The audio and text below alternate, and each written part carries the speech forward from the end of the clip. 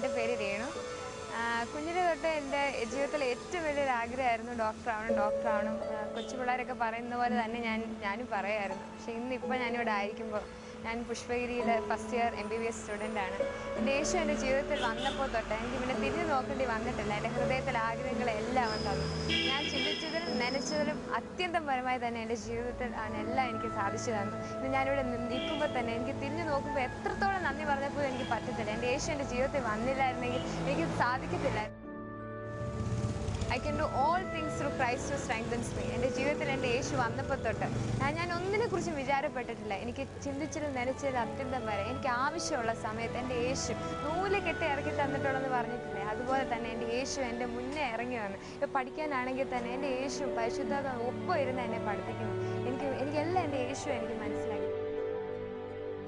നിങ്ങൾ എന്നിലും എൻ്റെ വചനം നിങ്ങളിലും വസിച്ചു കഴിഞ്ഞാൽ നിങ്ങൾ ഇച്ഛിക്കുന്നത് എന്തെങ്കിലും അപേക്ഷിപ്പീൻ, അത് ഞാൻ നിങ്ങൾക്ക് തരുമെന്ന് പറഞ്ഞാൽ നമ്മുടെ കർത്താവ് ഇന്നും ജീവിക്കുന്നു. നമ്മുടെ ആവശ്യങ്ങൾക്കെല്ലാം അവൻ മതിയായവനാണ്.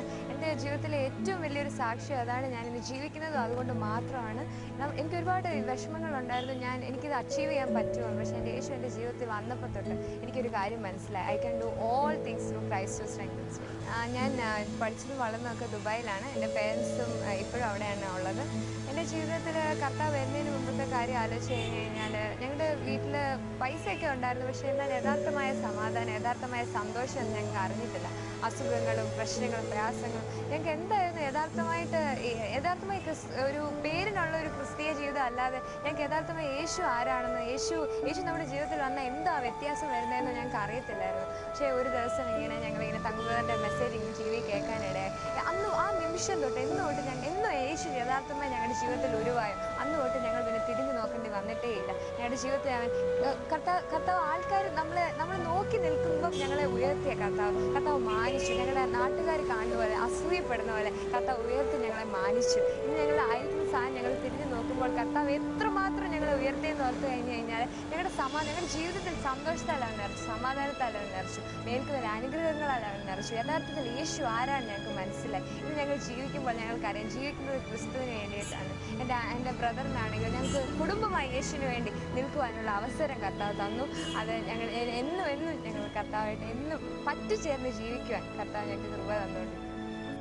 എന്നെ കേൾക്കുന്ന എൻ്റെ പ്രിയപ്പെട്ടവരെ, യേശു ഏറ്റവും വലിയ സമ്പത്ത്. ഇതിലെല്ലാം ഉപരി യേശു ഏറ്റവും വലുത്. യേശു നമ്മുടെ ജീവിതത്തിൽ വന്നു കഴിഞ്ഞാൽ പിന്നെ നമ്മൾ ഒന്നിനെക്കുറിച്ച് വിചാരപ്പെടേണ്ട ആവശ്യമില്ല. അവൻ ലജ്ജിക്കാൻ അവൻ സമ്മതിക്കത്തില്ല. അവൻ മാനിച്ച് അവൻ നമ്മളെ ഉയർത്തുക തന്നെ ചെയ്യും. എന്തായാലും നമ്മുടെ ആഗ്രഹം അത് യേശുവിൻ്റെ കയ്യിൽ കൊടുത്താൽ മതി. ആരും കൈവിടിഞ്ഞാലും ആരൊക്കെ നമ്മളെ തള്ളിപ്പറഞ്ഞാലും യേശു നമ്മളെ ഒരു നാളും കൈവിടത്തില്ല, ഉപേക്ഷിക്കത്തില്ല. അത് യേശുവിൻ്റെ വാഗ്ദത്തം. യേശു ഒരു മതം സ്ഥാപിക്കാൻ വന്നതല്ല, കുറച്ച് ആൾക്കാരെ കൂട്ടാൻ വന്നതുമല്ല. കർത്താവിനെ സ്നേഹിക്കുന്ന മക്കൾക്ക് വേണ്ടി വന്നത്. കർത്താവ് സ്നേഹ കൊതിയനാണ് നമ്മുടെ യേശുവിൻ്റെ കൈകളിൽ നിങ്ങൾ ജീവിതം കൊടുത്തു കഴിഞ്ഞാൽ അവൻ നമ്മളെ പണിയും, അവൻ നമ്മളെ ഏറ്റവും ബെസ്റ്റാക്കി തീർക്കും. എന്തിന് നമ്മൾ പോയി തീർന്നാലും അവിടെ നമ്മൾ ഉയരും.